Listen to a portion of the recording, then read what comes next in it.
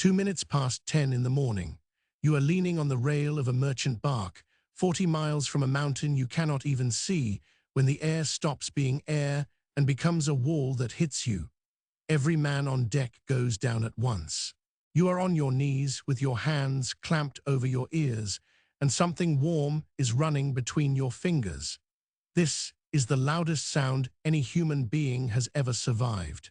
You will spend the rest of your life failing to describe it to people who were not there. But to understand what has just torn through you, go back 30 hours to a Sunday afternoon when the worst thing in the world was the heat. It is the 26th of August, 1883. Your ship is working north through the Strait, the narrow gate between Java and Sumatra, and the busiest sea road in the Dutch East Indies. Off the port bow lies a small uninhabited island of 3 cones, timbered green to the waterline. The charts call it Krakatoa. For 3 months it has been smoking, and the Dutch have found it more curious than frightening. Excursion boats have been running sightseers out to watch it vent. In May the mountain woke, in June it quieted, in July it grumbled again. Nobody aboard your ship has thought about it properly in weeks.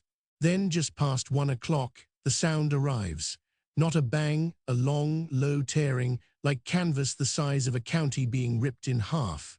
The helmsman looks at you, you look at the island. A column is climbing out of Krakatoa. Not a plume, a pillar, black and boiling, and it does not stop. Within the hour it stands 17 miles high, punching flat against the roof of the sky. In Batavia, 100 miles east, officials go outside to see which fort is firing its guns. There is no fort, there is only the mountain, and it is just beginning to clear its throat. By late afternoon the ash finds you. It falls without wind or weight, grey as bone meal, coating the deck, the water casks, your shoulders. The mate orders the hatches battened. Nobody says the word volcano yet. Night comes an hour early and then goes further than night should. You cannot see the masthead. You cannot see your own hand. The lamps make a small orange bubble and the dark presses in against it. Then the rigging begins to glow. Blue-white fire crawls along the yards and dances on the tips of the masts.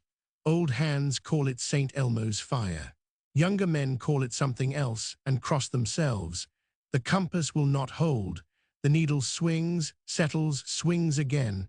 Somewhere beneath you the earth is rearranging itself, and it has taken north with it for the night. Rain starts. It is not rain. It is mud, warm, grey, gritty mud, falling out of the sky in fat drops that stick where they land and dry to a crust before you can wipe them away. The sea around the hull thickens. Pumice, floating stone, still hot enough to hiss, packs against the ship in a rind 6 inches deep. You are no longer sailing water. You are sailing rubble. Nobody sleeps. Somewhere in the black, the captain writes in the log that if the ship survives the night, he will call it a mercy. Around 4 in the morning, the explosions change key, 5:30, the first of the great blasts. It is not a noise you hear so much as a blow you take in the chest, and the ship shoulders sideways as if shoved by something enormous and impatient. 7:15, the second.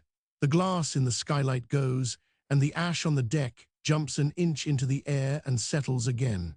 Men are shouting, and you cannot make out a single word. 8:20, the third. Somewhere to the north, the island of Krakatoa is being taken apart from below, and the sea is beginning to notice. On the coasts of Java and Sumatra, people wake to a morning that never quite arrives. Lamps are lit at 8 in the morning. In the market at Anjer, someone remarks that the tide has gone out very far indeed. 2 minutes past 10, the mountain's roof collapses into the magma chamber and the sea pours in on top of it. What happens next is the single loudest event ever measured by human beings. The pressure front reaches you at 40 miles, and it does not sound like anything. It hits. You are knocked flat, and both your eardrums rupture in the same instant as every other man's on deck. 40 miles away, aboard the Norham Castle, a British captain writes that half his crew's eardrums are shattered, that his last thoughts are of his wife, and that he is convinced the day of judgment has come. The sound goes out across the world. In Perth, 2,000 miles off, people wonder about distant artillery. On Rodriguez Island, nearly 3,000 miles away in the Indian Ocean, a police chief logs the roar of heavy guns to the eastward. 1/13 of the surface of the planet hears a volcano explode. Beyond that, the sound drops below hearing and keeps going, a pressure wave that circles the Earth 7 times before it dies. For 5 days afterward, barographs in London, Vienna, and Washington will twitch every 34 hours as the ghost of this moment passes overhead again and again. Nobody yet knows why, but you know nothing of that. You are deaf on your knees, in a darkness so complete that the ship has ceased to exist around you. When you finally get up, you are alone in a world with no sound in it at all. The ash that falls now is different. It is hot. It comes down thick enough to bury the deck to your ankles, and the men shovel it over the side because the ship is visibly sitting lower in the water. 30 miles north, something worse is crossing the water. A pyroclastic flow, superheated gas, and rock, riding its own cushion of steam, races over the open sea and reaches the Sumatran shore, still hot enough to kill 1,000 people.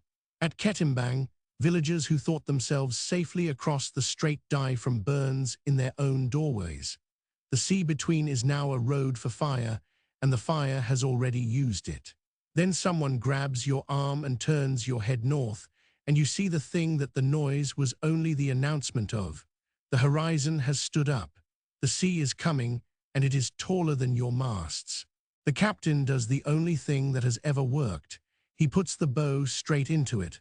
Aboard the Dutch steamer Loudon, another captain is making the same decision at the same moment, and it will save both ships. The ship climbs. The deck goes to a wall, then past a wall, and for 4 seconds you are looking straight up at ash-black sky while the whole world tries to slide out from under your boots. And then you are over it, and falling, and alive. The wave passes beneath you and goes on toward the coast, where there is no deep water to hold it and nothing to put a bow into. In shallow water, the wave stops being a swell and becomes a wall. At Merak it comes ashore 120 feet high. The town is not damaged. The town is removed. Anjer goes. Telok Betong goes. In the space of a single morning, 165 villages along 2 coastlines are erased, and more than 36,000 people are taken by the water. The Dutch gunboat Merak is lifted whole out of the harbor and carried nearly 2 miles inland, up a river valley, and set down in the jungle 30 feet above the sea.